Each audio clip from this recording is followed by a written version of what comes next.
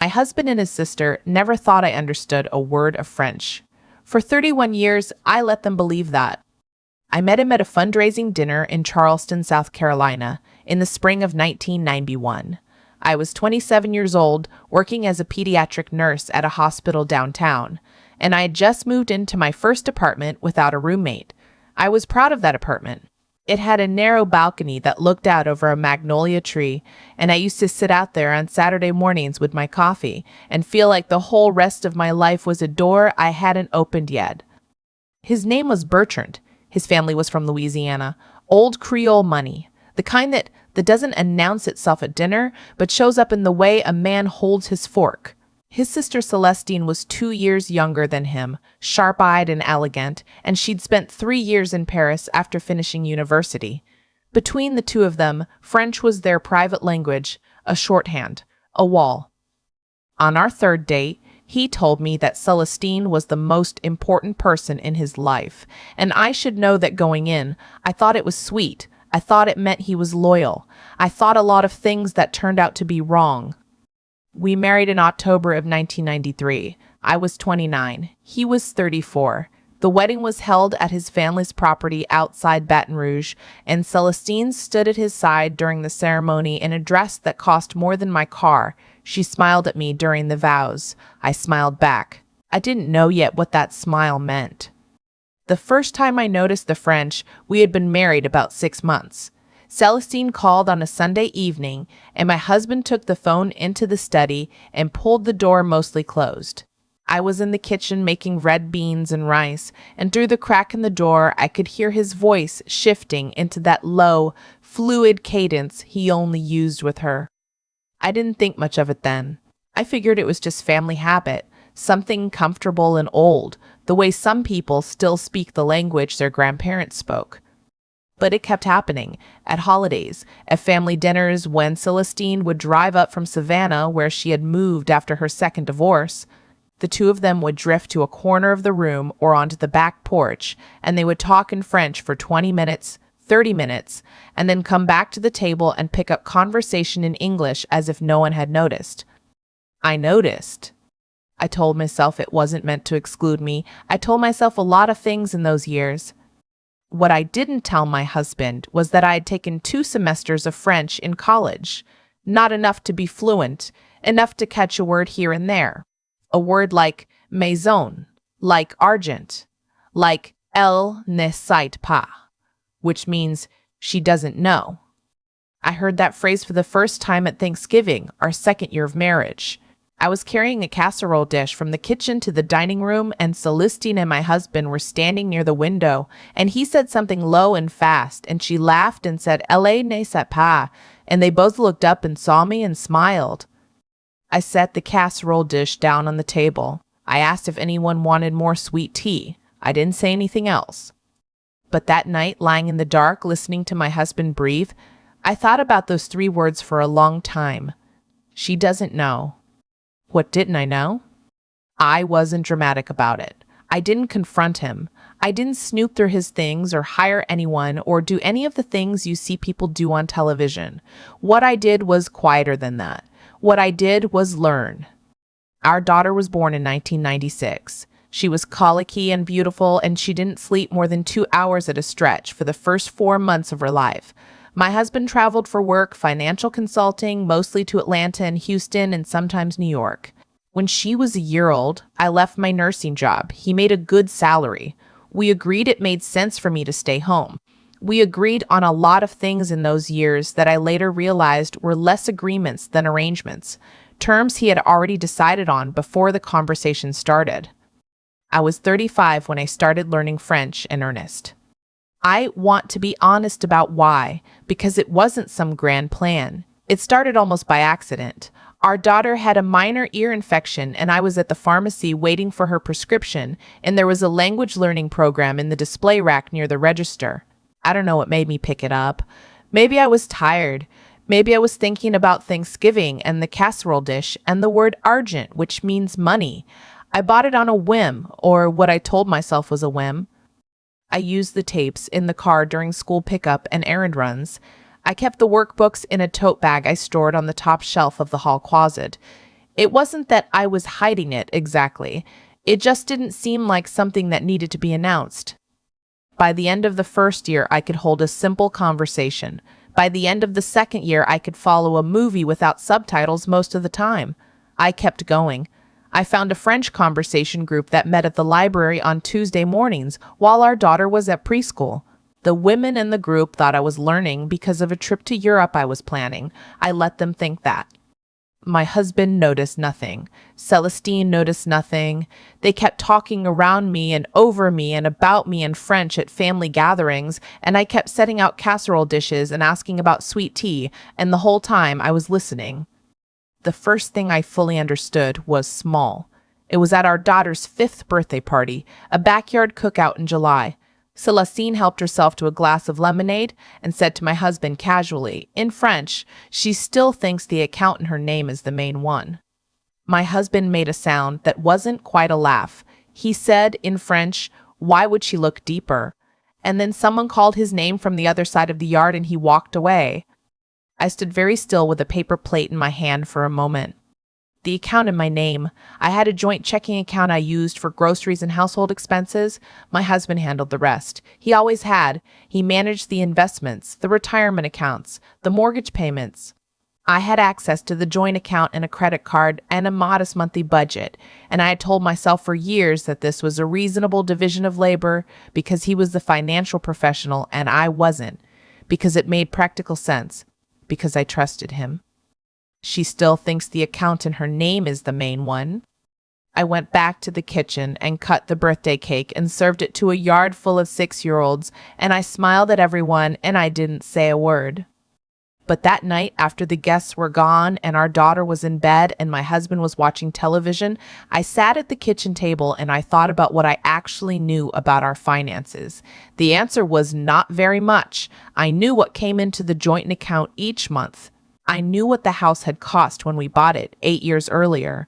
I knew that we had retirement accounts because my husband mentioned them occasionally in the abstract way people mention things they consider settled. What I didn't know was what was in them.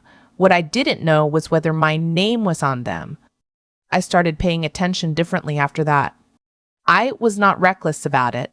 I want to be clear about that. I was careful and I was slow. I asked my husband, over time, in casual conversations, small questions about our finances, where the retirement statements went, whether I was listed as a joint owner on the brokerage account, whether the life insurance policy named me as beneficiary, or whether it had ever been updated after our daughter was born. He answered each question with what sounded like patience, but what I eventually recognized as management. Don't worry about that, honey. I've got it handled. You don't need to think about this stuff. I thought about it quite a lot. I also, over those years, started rebuilding something I had given up without really realizing I was giving it up.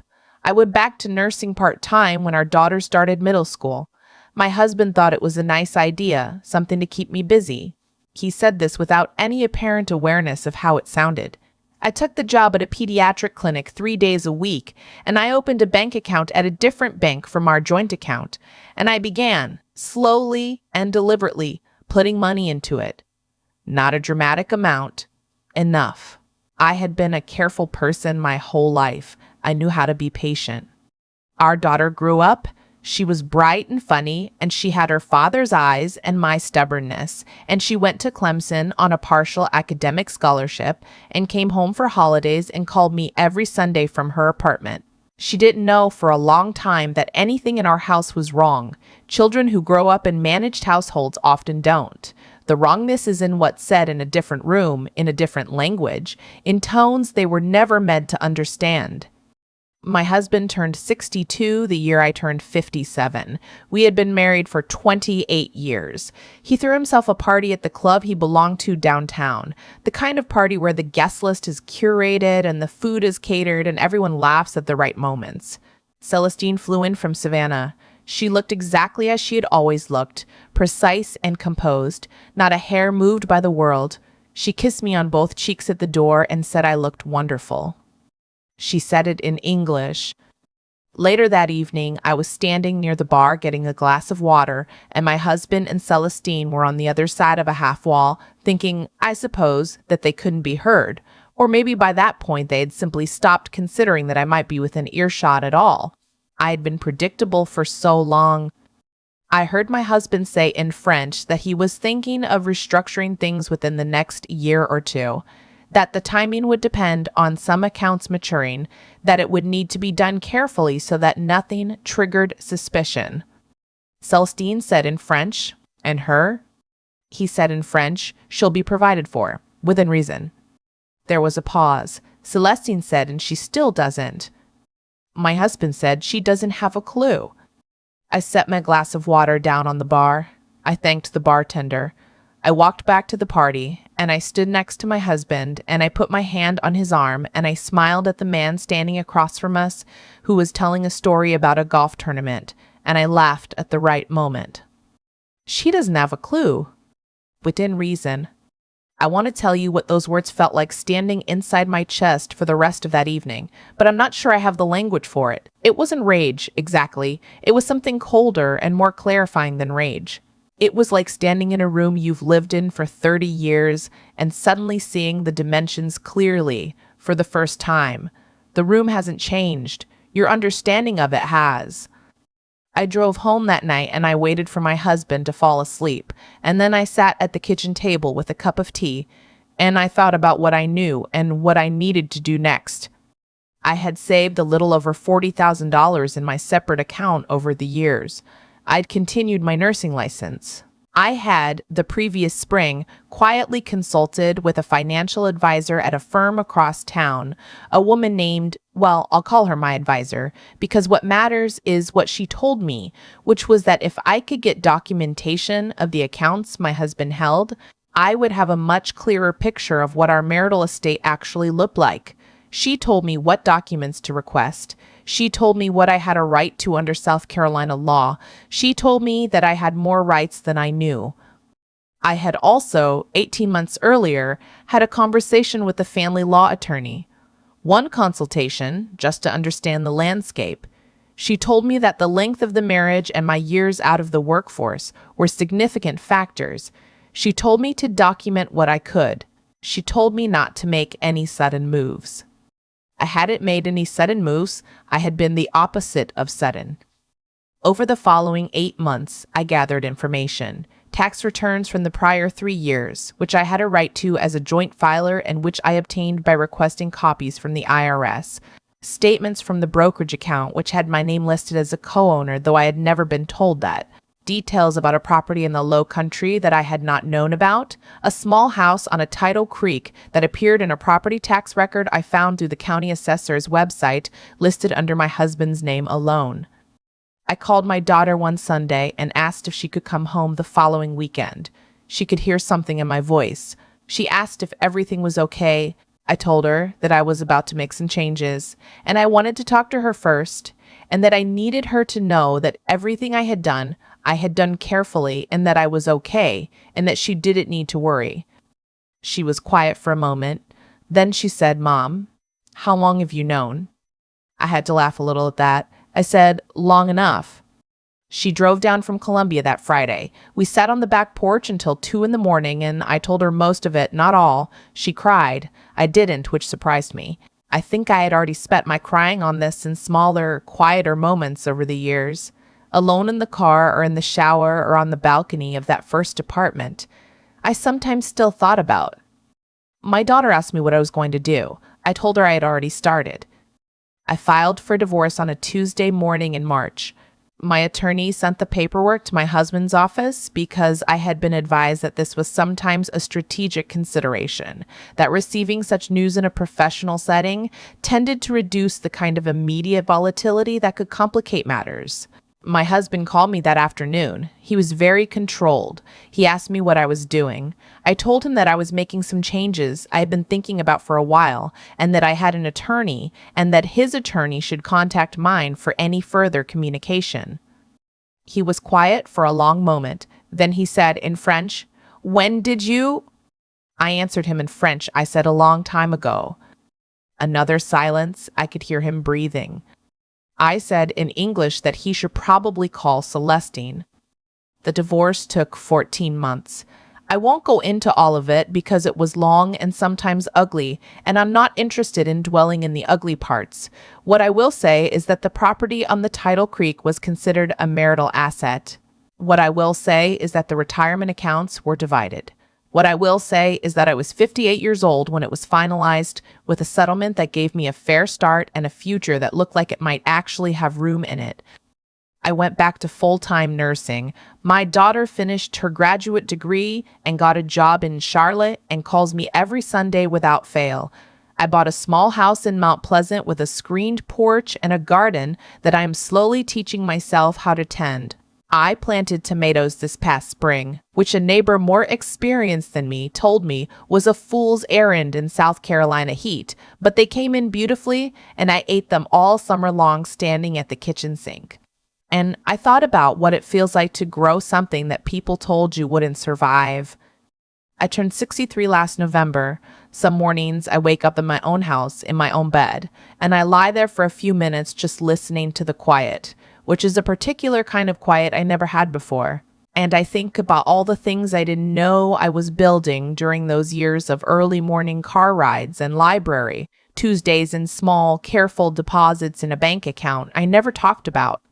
I think about a woman standing near a bar holding a glass of water, listening to two people describe her future in a language they assumed she couldn't understand. I think about how long I waited and how much I learned while I was waiting, and whether I should have moved sooner, and sometimes I land on yes, and sometimes I land on it doesn't matter now. What I know is this. The life I live today was built in the years when no one was watching, in the small decisions, in the Tuesday mornings. In the French I learned while driving to the grocery store and back, listening to a woman on a cassette tape say répétez après moi, repeat after me. I repeated, and then I stopped repeating, and I started speaking for myself. There's something I've thought about a lot since the divorce was finalized. Not the courtroom, not the paperwork, not the property on the title creek or the retirement accounts or any of the numbers. What I think about is a younger version of myself standing in a pharmacy, tired, holding a sick toddler on one hip, reaching for a language tape on a whim. I didn't know what I was starting. I just knew something in me needed to move. I used to wonder whether I should have acted sooner, whether the years I spent listening and learning and saving quietly were years I wasted. I've landed on no, and here's why. Everything I did in those years required me to become someone capable of doing it. The woman who filed those papers in March was not the woman who stood holding a casserole dish at Thanksgiving in 1995. She was built slowly, in Tuesday mornings at the library and early drives to school pickup and small deposits in an account nobody knew about. You can't skip that building. You can only do it, or not do it. What Bertrand and Celestine never understood was that their certainty about me was the thing that gave me room to grow. They were so confident in what I didn't know that they stopped watching, and I used every minute of that. I think about the difference between right and wrong a lot differently now than I did when I was younger. For a long time, I thought doing the right thing meant being patient and undemanding and not making anyone uncomfortable. I thought goodness looked like smallness. It took me most of my adult life to understand that there is nothing good about allowing someone to take from you year after year while you smile and pass the sweet tea. Integrity isn't just about how you treat other people. It's about whether you are honest with yourself about what is happening to you and whether you are willing to act on that honesty. I wasn't honest with myself for a long time. When I finally became honest, I moved. The intelligence I'm most proud of has nothing to do with school. It's the kind that comes from paying attention over a long period of time, from hearing "Elle ne sait pas" and not reacting, but filing it away, from asking small questions at the dinner table for years, from knowing when not to show your hand. I'm not saying I was calculating. I'm saying I learned how to observe before I acted, and that made all the difference. And the last thing, the thing I wish I could tell the woman I was at 35, you have more endurance than you know, not the loud kind, not the kind that announces itself. the quiet kind that gets up every morning and goes to the library on Tuesdays and adds another 50 words to a vocabulary list and does not give up. That kind of endurance is invisible from the outside. From the inside, it's the only thing that kept me going. My daughter asked me once if I was angry. I said I was for a while. And then I got busy, and the busy turned into a life, and the life turned into mine. I planted tomatoes this summer that everyone said wouldn't survive the heat. I ate them standing at the kitchen sink in my own house, in the quiet I chose for myself. Some mornings, that's the whole story. That's enough.